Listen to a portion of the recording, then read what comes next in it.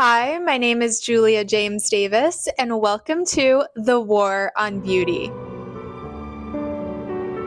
So today we're going to talk about the architecture of the New World Order, how this new, very depressing, minimalist, geometric style architecture was taken from Weimar Germany and implemented in Washington, D.C. as part of a Cold War propaganda operation. So let's get into it. It is critical to know who is behind this war on beauty and when it began, because this was an intentional pivot away. There was an intentional move away from beauty in our civic spaces, in architecture, and in our cities in America, our civic design. Beauty has instead been replaced with ugliness and actually an all-out demonization of beauty in order to foster hopelessness in Americans and ultimately block and sever our connection to God. Instead of structures that exist in harmony with nature and God's creation, which is nature, we have slabs of concrete, cubicles, co-working spaces, and a labeling of all things objectively beautiful as white supremacist, exclusionist, and colonial. The recent persecution of beauty and this pushing of a revisionist version of history where art and architecture, literature, and everything else that we think of as culture has led to an uglification of our world. But where did it all start? Well, this trend towards ugly and depressing architecture is actually not so recent, and it actually did not start in the United States. And nor was it by happenstance. In fact, it was funded and pushed by the United States government and the CIA through the General Services Administration and a covert operation called the Congress for Cultural Freedom, the CCF, as part of a post-war propaganda campaign to paint the United States as the cultural opposite of the USSR, a land of freedom, where you can make whatever art you want, even if it's ugly, even if it's depressing. But I, of course, don't think that that was the real agenda. I think that the real agenda was to engineer an environment that was devoid of beauty to foster hopelessness in the population here in America. The war on beauty actually began during and after World War I with the advent of modernism. And the brand of modernism that was ubiquitous and is ubiquitous in the United States and American architecture actually originated in Weimar, Germany. Architects and designers Walter Gropius, Mies van der Rohe, and Marcel Breuer founded the Bauhaus School of Design in Weimar, which was an extreme minimalist geometric school of design. And these architects, they're German, would go on to completely revolutionize and remake our American landscape through their oppressively minimalist buildings, funded all by the U.S. General Services Administration. Now, since then, since the U.S. GSA decided that this was going to be our default building style for all government buildings, they did this despite the American public actually really not liking the style. Tom Wolfe wrote in his book, Bauhaus to Our House, he says, quote, "Oh, beautiful for spacious skies, for amber waves of grain. Has there ever been another place on earth where so many people of wealth and power have paid for and put up with so much architecture they detested as within thy borders?" He's making fun of that we did as Americans fund and erect architecture that we hate in our own country. Why? Well, the sudden modernization of American culture and our civic spaces through buildings, art, architecture, music, and just general culture, fashion, everything, it was not accidental. These men, these architects of the Bauhaus School did not just go randomly from working in an avant-garde Weimar school to all of a sudden designing the US federal buildings. And art did not just go suddenly from traditional realism to abstract splatters on a canvas. No, this was all part of a propaganda program instituted by the United States government, an aesthetic shift to the New World Order. So let's get into it. Where did this all begin? The Weimar Republic was the government after World War I in Germany and before the rise of the Nazi Party. It was a period of extreme economic instability, rampant hyperinflation, and notably very progressive social reform that looks a lot like our culture, our social culture in the United States. The first gender reassignment surgery happened in Weimar, Germany under Dr. Magnus Hirschfeld, and it was home to the first gay rights movement. Prostitution was decriminalized, and also alongside all this, there was a very thriving avant-garde art scene. Very avant-garde to a point where most people thought that it was ugly and degenerate, which it was ultimately labeled degenerate by the Nazis. So this was an overall time of moral decay, very similar to what is going on in the United States. So it's just like interesting that their architecture that was on the rise at this time of such wild social reform is also our architecture at a time of wild social reform. So Weimar Germany was the ground zero for modernist architecture. Bauhaus really rejected all types of ornamentation. Anything that you think of as like traditional beauty in buildings, like flourish and design that reflected nature and harmony, was really eschewed in favor of the stripping of all ornamentation and like sharp lines, stark minimalism, and geometry. Sharp concrete glass, very much like a prison cell. Standardized, mass-produced box-like architecture, and it's really the basis of the design that we see everywhere today, not just in our federal buildings, but like in our stores, in our neighborhoods, everywhere. So why did the Bauhaus School decide to just get rid of all traditional forms of beauty and architecture? Well, it was a very, very intentional thing. After World War I, the old, beautiful, historical styles of design and architecture were criticized as representing an old world order. Classical revival styles were seen to be very connected with aristocracy and royalty, which were perceived as a very oppressive social system. So with this new world order, we need a new architecture, a new style for our cities, our civic buildings, furniture design, everything. Instead of harmonious, nature-inspired, beautiful designs, they decided to go with very non-ornamental, rational, scientific-based designs, because at this time, rational scientific-based thinking was seen as the new ideal over faith-based or kind of just like more connected with like religion and things like that. So instead of high designs, classically beautiful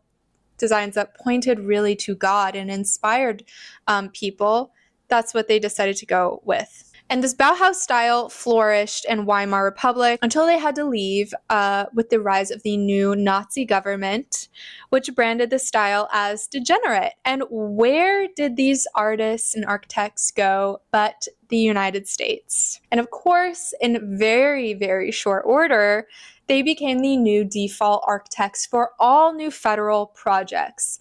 So here are a list of some of the notable buildings that these Weimar architects designed for the government and for our cities. One is the John F. Kennedy Federal Building, the Chicago Federal Center, the Robert C. Weaver Federal Building, and this is not a government building, but everyone knows this. This is the MetLife Building in New York City. So very interesting. What were the ideals that were behind this? Well, as we know, this is really the architecture of the New World Order, these new ideas that could be portrayed through art and civic design. So after World War II, the United States heavily invested in astroturfing a modern art movement in the United States and around the world.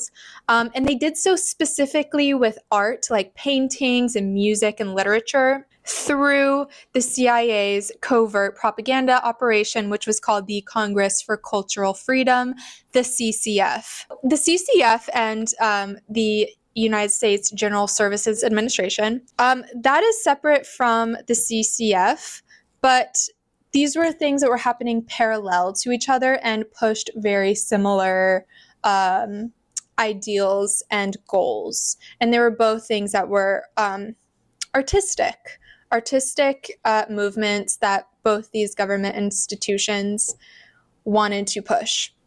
So the CCF was crafted by the CIA. It was a CIA operation to use modern art to literally be a weapon of cultural Cold War against our enemy number one, the USSR. Despite the American public really not liking this new modern art called abstract expressionism, including President Truman, who absolutely hated it. But this new modern art, the CIA saw it as an opportunity to show the cultural power of the United States. Unlike in the USSR, where it was actually illegal to create modern art, so through the power of the CIA, avant-garde writers, poets, musicians, historians, artists, architects, they were pushed onto the world stage and officially upheld as the new amazing wonderkind artists. A main push, I should note, of the CCF were the abstract expressionist artists. This was like their number one thing. These artists included Jackson Pollock, Willem de Kooning, Mark Rothko, who they were all bankrolling. The CCF had 35 offices in different countries and published more than 20 magazines all around the world. They mounted artistic exhibitions, all in the name of anti-communism. And note, the CIA involvement with the CCF at this time was concealed. But what were the institutions behind this? Because the CCF had to partner with institutions to push out this new art. So a key partner for them was the Museum of Modern Art in New York City, MoMA, which was originally founded by Abby Rockefeller, wife of John D. Rockefeller, the great oil tycoon, along with two other women patron of the arts. And their goal with founding MoMA was to challenge the conservative policies of traditional art institutions.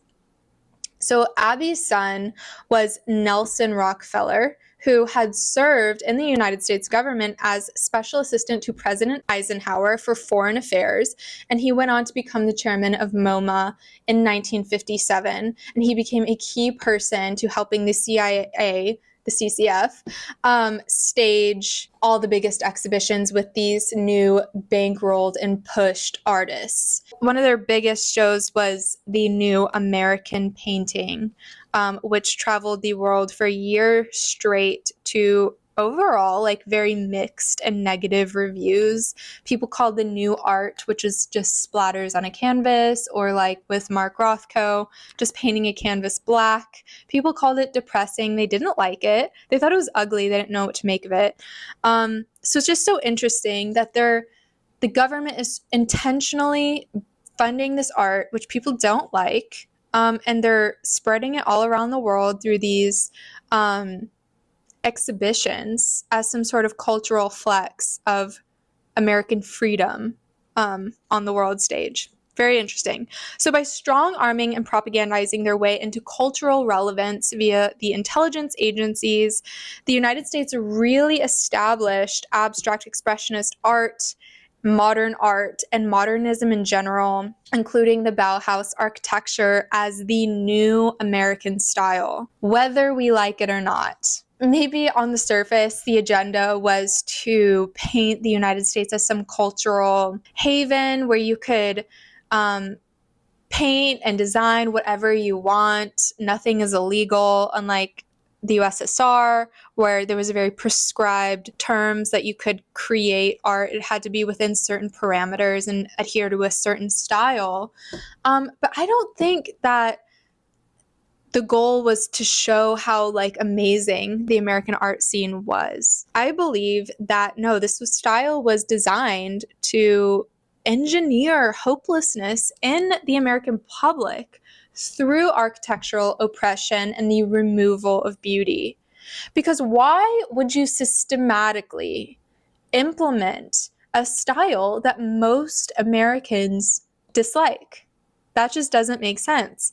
A survey from the National Civic Arts Society shows that 70% of Americans prefer traditional classic architecture to modern. However, by 1990, almost all of the new buildings built by the government were in the modernist style. So I really believe that the post-World War II New World Order used art and architecture. They really depended on that in order to implement a very depressing and objectively confusing art in all areas in order to foster an environment that cuts people off from hope and faith and ultimately God. It's really interesting that one of the things that was a criticism of the United States, they said that communism was atheistic, it was inherently anti-religious and anti-God.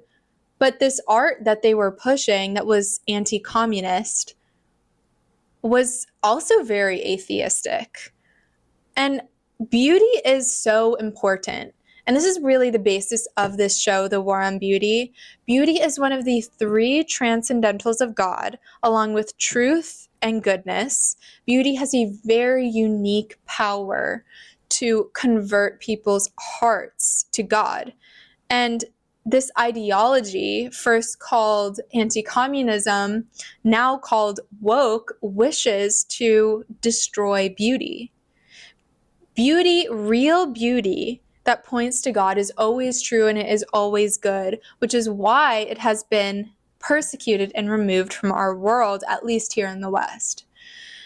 And one thing that I would also like to point out, it's like this architecture, again, which literally nobody likes, it's not beautiful because it is not transcendental. There is an objective recognition of things that are truly beautiful. A lot of the times people say beauty is in the eye of the beholder, but actually real beauty is objective. All people can recognize real beauty. It doesn't matter who you are. So in that way, real beauty is not in the eye of the beholder. Everyone can recognize real beauty. And it looks like 70% of Americans don't like this architectural style. So it's objectively then not beautiful. Because if it was, then 100% of the people would say this is beautiful, or at least 70% of the people would say it's beautiful. So this really goes beyond federal buildings because this modern style, which prioritizes mass production, cheapness, and even was one of the first to implement public open working spaces, has actually just been implemented everywhere. Beyond our federal buildings, it is now the default style for our stores, our schools, and even our home design. So since this mass implementation of the style in all areas, it's very interesting to see how our society has gone down an increasingly degenerate and hopeless path, eerily similar, I should say, to the Weimar Republic. So here are a few stats, and I can't say because there's no hard data around how architecture affects the population. We do know for a fact that architecture and environment has a significant impact on mood and emotions of people, how people feel. One of the studies that has been done, or I should say theories, is the broken windows theory, which is somewhat related to this. It's about how an environment, if it's kind of depressing or run down, makes people act in a more careless way. For example, if there's graffiti or a broken window in a neighborhood, then soon the whole neighborhood will be covered in graffiti and broken windows because it shows that nobody cares. There's nobody there taking care of the neighborhood. It will cause crime. It will cause just overall degenerate behavior. So we do know that architecture can and is an important part of our environment, and we do know our environment affects the way that people act and feel. We do also have hard stats that since World War II, depression and anxiety has rapidly surged. Depression has grown by 300% between 1987 and 1997. Between 2005 and 2017, depression grew by 63%, especially among young people. In 2021, 42% of high school students reported feeling persistently sad or hopeless, and 29% experienced poor mental health. And 22% of students seriously considered attempting suicide, and 10% attempted suicide. Those numbers are staggering. And I can't help but think that there is a correlation as our environment has become increasingly devoid of beauty, which is something that does foster hope and inspiration. And I want to add that religiousness is also declining. In the United States, church membership dropped from 70% in 2000 to 47% in 2020.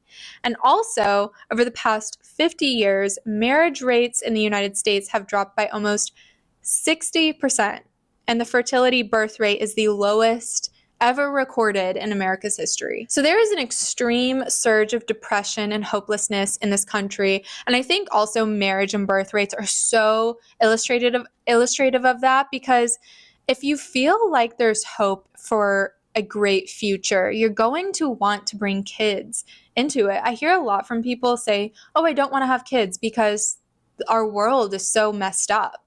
Well, if you had hope and faith that the world was not messed up and that there was a good future for your child, then you would get married and you would have kids. But there's such an extreme surge of depression, and it seems like it has happened since World War II. So we are in a crisis period, and in my opinion, is because there is a desperate lack of beauty in our environment that has bred a spirit of hopelessness, lack of faith too, and distrust in our government, which also makes us distrust each other. So this is all very important to consider. How is our environment and our buildings and our civic architecture affecting us in these very unspoken ways, and maybe not obvious ways too?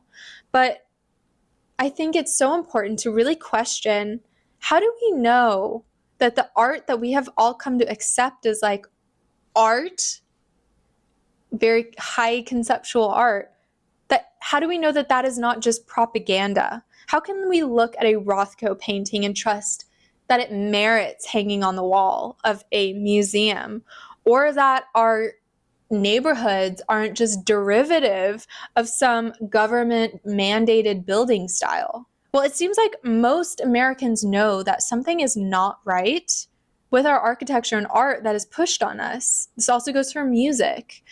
Our hope is in reinstating a return to beauty and natural that reflects the harmony of nature and therefore God. And the solution lies in a return of beauty and a return in faith in God. And this is really what the war on beauty is all about, how the removal of beauty has been weaponized against the American public and led to a decline and crisis in Western society. So if that sounds interesting to you, continue to follow and watch these videos. I will be posting very often, 3 times a week, and subscribe and follow for more. And thank you so much for watching.